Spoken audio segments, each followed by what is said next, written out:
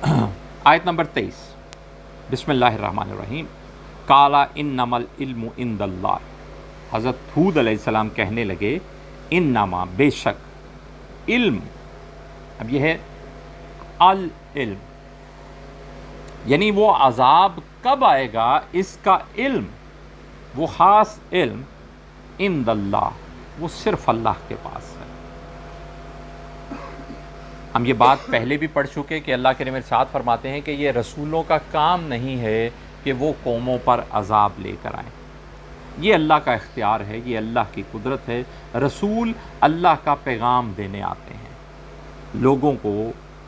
نافرمانی کے نتیجے سے ڈرانے آتے ہیں اور اللہ کی تابع فرمانی کرنے پر انعام کی خوشخبری سناتے ہیں۔ تو حضرت ہود علیہ السلام سے بھی جب قوم نے مطالبہ کیا کہ اگر آپ سچے ہیں تو ہم پر عذاب لے آئیے جس کا آپ ہمیں ڈراوا دیتے ہیں، تو حضرت ہود علیہ السلام کہنے لگے کہ اس عذاب کا آنا کب ہوگا اس کا علم صرف اللہ کے پاس ہے۔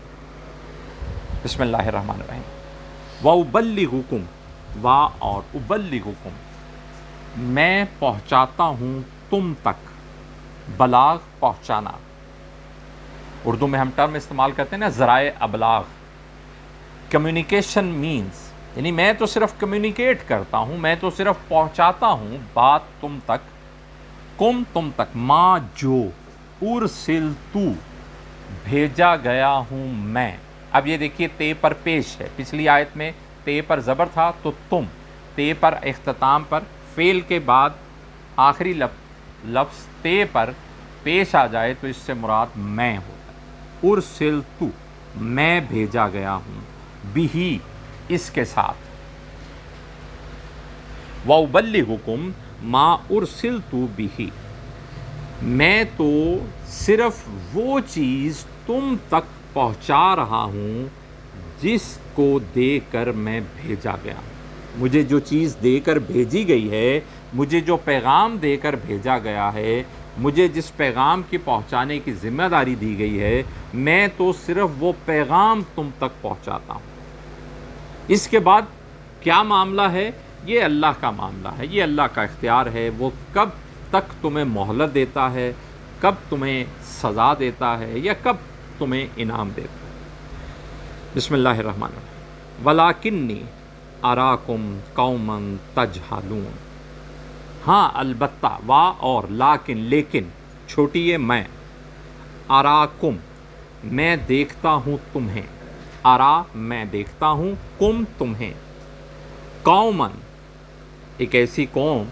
تجہلون جو جہالت کا رویہ اختیار کیے ہوئے ہے، جو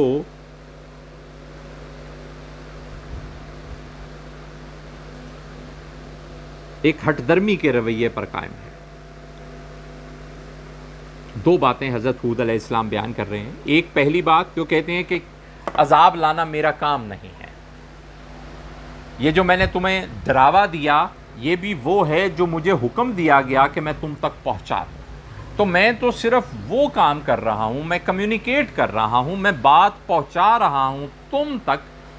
جس کی ذمہ داری مجھے دی گئی ہے، میں تو صرف اتنا کام کر رہا ہوں۔ پہلی بات یہ ارشاد فرمائی۔ دوسری بات کیا ارشاد فرمائی کہ میں تو اپنا کام کر رہا ہوں، لیکن تمہارے اس مطالبے، تمہارے اس سوال سے جو بات مجھے سمجھ میں آ رہی ہے وہ یہ ہے کہ تم لوگ جاہلوں جیسا رویہ اختیار کیے ہوئے ہو، بجائے میری تنبیہات کو، میری بات کو سنجیدہ لو، اس پر غور کرو، اس کو سمجھو، اس کا جائزہ لو، اس کو سمجھنے کی کوشش کرو، تم لوگ ضد اور جہالت کا رویہ اختیار کیے ہوئے، تم یہ رویہ اختیار کیے ہو کہ ہم نے نہیں ماننا، ہم یہ بات نہیں مانیں گے، ہم جس چیز پر قائم ہیں ہم نے باپ دادا کا وہی طریقہ جاری رکھنا ہے،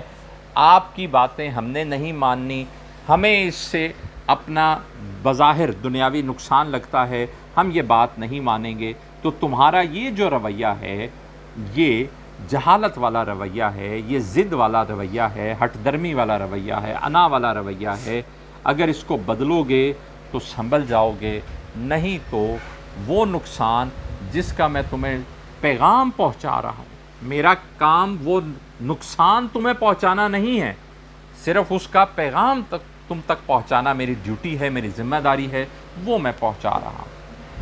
یہاں پر یہ بھی بات سمجھ لیجئے کہ یہ جو معبودوں کی بات ہے یہ اس پیرائے میں ہوتی ہے، کیونکہ آگے چل کے پھر اس کی مزید تفصیل ہے، تو یہ پہلے بات آپ کے ذہن میں ہو کہ وہ معبودوں کو، اللہ کو وہ مانتے ہیں، لیکن معبود ساتھ جو اگلے شریک بنا لیتے ہیں وہ اس لیے کہ ان کا عقیدہ یہ ہوتا ہے کہ یہ خوش ہو جائیں گے تو اللہ بھی ہم سے خوش ہو جائے گا۔ یعنی وہ اپنی طرف سے انہوں نے یہ طے کر لیا ہے کہ یہ اللہ کے نائب ہیں، یہ اللہ کے مقرر کردہ لوگ ہیں، یہ اللہ کی طرف سے اپوائنٹڈ ہیں،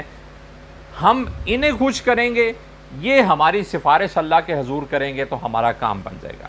اللہ ویسے ہی ہم سے خوش ہو جائے گا کہ ہم ان کی خدمت کر رہے ہیں، انہیں راضی رکھ رہے ہیں۔ تو یہ وہ رویہ ہے معبودوں کے اعتبار سے۔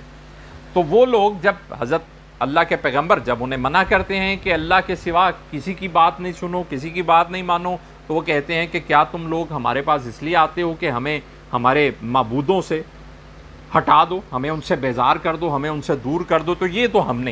انہیں نہیں چھوڑیں گے، ہم ان کی خدمت ایسے ہی کریں گے دل و جان سے۔